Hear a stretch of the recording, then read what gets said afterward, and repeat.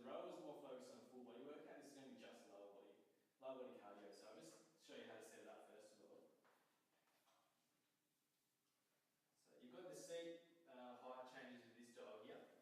So turn the knob to increase, same again to lower. So find a height that suits you before you jump on. Once you get on, put your feet into the stirrup. You can tighten it using this cord on the side here. The resistance is up the top there, so closer to the L means lower, closer to the H means higher. And then you're hanging on like that. Holding onto the bars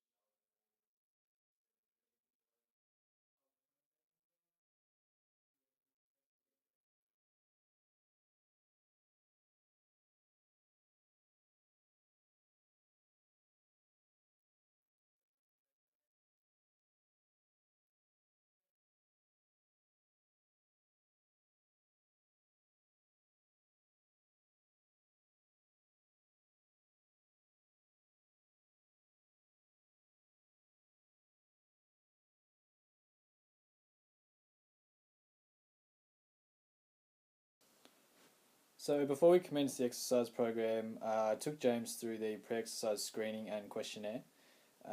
This gives me the relevant information as to whether the client may fit into a special population group.